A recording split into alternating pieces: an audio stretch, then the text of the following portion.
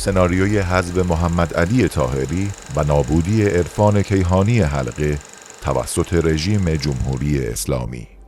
تاکتیک‌ها و شگردها. قسمت دوم. پروژه جنگیری، کلاهبرداری، شیادی، شیطان پرستی. یکی از شگردهای جمهوری اسلامی و ولایت فقیه برای تداوم سلطه و چپاول ثروت ملی ایرانیان و حفظ وجاهت پوشالی برای خود، سرکوب منتقدین و فعالان مدنی به نام دین است، تا جایی که آنها را با انواع پرونده‌سازی و اتهامات دشمن خدا و دین اسلام معرفی می کند. بسم الله الرحمن الرحیم. اگر مسئولین تا 3 ماه دیگه با مزدوران طاهری که یکی از مهره‌های دشمنان اسلام و انقلاب هست برخورد جدی و محکم نکنند، ما وارد عمل خواهیم شد. از آنجا که جریانات معنوی آگاهی بخش مانند عرفان حلقه تهدیدی جدی برای حکومت‌های مانند جمهوری اسلامی است که حیات خود را بر مبنای استفاده ابزاری از دین پایه‌گذاری کرده اند، نهادهای امنیتی به شکل سیستماتیک و با صرف بودجه کلان از سرمایه ملی در پی تخریب وجهه آگاهی بخش این مجموعه در اذهان عمومی برآمدند. مراقب این عرفان‌های کاذب هم باشید. اینا هم در دانشگاه‌ها و اینها به خصوص در دانشگاه‌ها رخ نمی‌کنن. یکی از برنامه‌هاست عرفان‌های کاذب رو رخنه بدن در داخل دانشگاه‌ها. این هم یکی از اون چیزهای فلج کننده است. این دشمنی منجر به طراحی کلکسیونی از سناریوهای شرارتبار در اتاقهای فکر نهادهای امنیتی علیه عرفان حلقه شد. سناریوی چسباندن لیبل دروغین جنگیری، کلاهبرداری، شیادی و شیطان پرستی به عرفان حلقه یکی از خروجی‌های اتاق فکر نهادهای امنیتی بود. مکتب عرفان کیهانی حلقه مکتبی متشکل از صدها نظریه در حوزه‌های مختلف است و تئوری موجودات غیر ارگانیک تنها یکی از این صدها نظریه و در حاشیه دوره‌های اصلی تدریس می‌شود. حکومت بیشترین سرمایه گذاری را انجام داد تا تئوری موجودات غیر ارگانیک را نه به عنوان یک دستاورد بزرگ تاریخی بلکه در قالب جنگیری به عنوان آینه تمام نمای عرفان حلقه به مردم معرفی کند، در حالی که در عرفان حلقه هرگز مبحثی تحت عنوان جنگیری وجود خارجی نداشته و در بخش عملی عرفان حلقه نیز چیزی به عنوان جنگیری مطلقاً مطرح نشده است. نهادهای امنیتی با استفاده از ناآگاهی مخاطبان از حقیقت حیرت انگیز تئوری موجودات غیر ارگانیک تلاش کردند این نظریه و کشف بزرگ تاریخی را به عنوان جنگیری در اذهان عمومی تخریب کنند، به طوری که در دهه 80 سالانه تولیدات زیادی در جهت ترساندن مردم از عرفان حلقه به عنوان مکتبی کلاهبردار که سر و کارش با جن است به خورد رسانه‌ها داده می‌شد.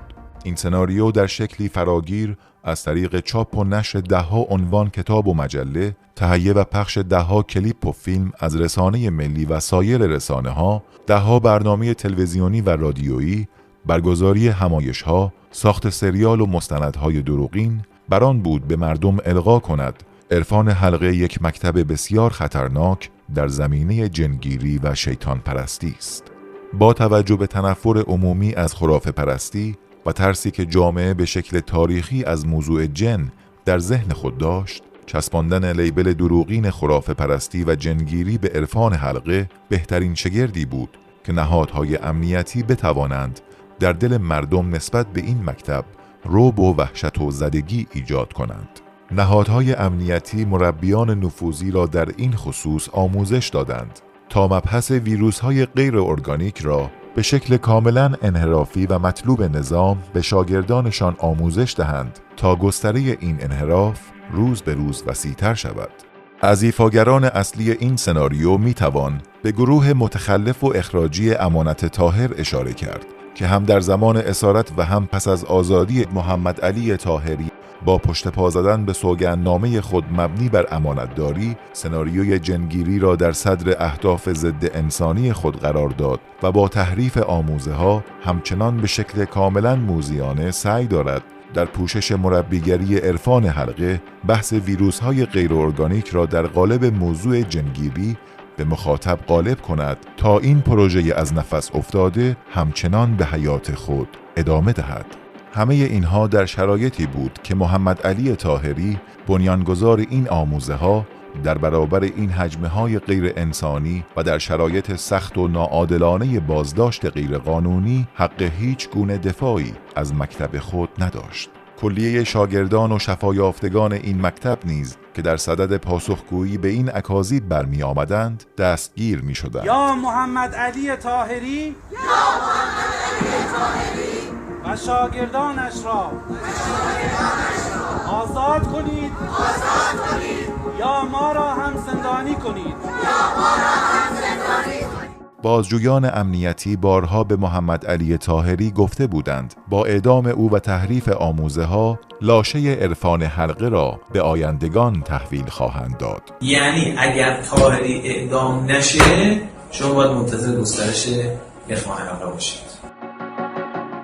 هرچند نهادهای امنیتی این سناریو را با وجود انواع سرمایه گذاری و صرف هزینه بسیار زیاد در سطح ملی اجرا کردند، اما هرگز نتوانستند یک شاکی خصوصی و آسیب دیده از عرفان حلقه دست و پا کنند. رغم اینکه تلاش کردن شاکی خصوصی پیدا کنند، دادسرا اعلام کرد به مراجع انتظامی و امنیتی که اگر کسی آسیب دیده بیاد شکایت کنه، رسیدگی کنیم و هیچ کس شکایتی طرح نکرد. همچنین حمیدرضا مظاهری سیف از رؤسای مؤسسه بهداشت معنوی که نقش اصلی در پیشبرد سناریوی جنگیری داشت و پشت پوشش متظاهرانه لباس آخوندی مدعی اعظم دفاع از دین در برابر عرفان حلقه بود، چندی بعد که زمین بازی و منافعش عوض شد خود را خلع لباس کرد تا حقیقت فریبکارانه اقدامات ضد انسانی خود را بیش از پیش آشکار کند. علاوه بر مؤسسه امنیتی تروریستی بهداشت معنوی و اداره فرق و ادیان که مأموریت تخریب عرفان حلقه را بر عهده داشتند، انجمن نجات از حلقه نیز با مدیریت محمدرضا انهاری تحت نظر سپاه پاسداران یکی از بیشمار مؤسساتی بود که سردمدار تخریب عرفان حلقه بود.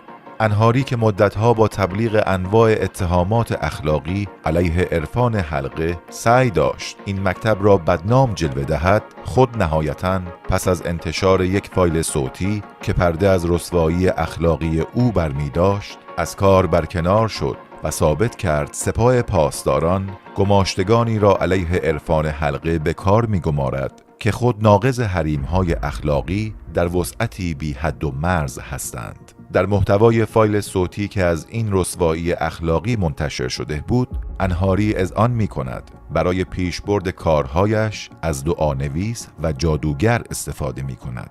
اتهامی که سعی داشت به اعضای مجموعه عرفان کیهانی حلقه منتسب کند. آموزه‌های عرفان حلقه یک تخصصی به نام جنگیری رو مذموم اعلام کرده و گفته که همچین تخصصی، همچین کاری درست نیست و نمیتونه به نفع بشریت کار بکنه. این موضوع ما بوده. ما اتفاقا اولین باری که یک جریانی اومده رسما در عمل اینو موضوع رو نشون داده ما بودیم. حالا خودمون متهم میشیم به جنگیری. این یه جنگ روانیه و دشمنان ما هم جز این چیز دیگری در توانشون نیست، چون در جریان عمل هرگز نتونستند جلودار موضوع مکتب عرفان کیهانی حلقه بشن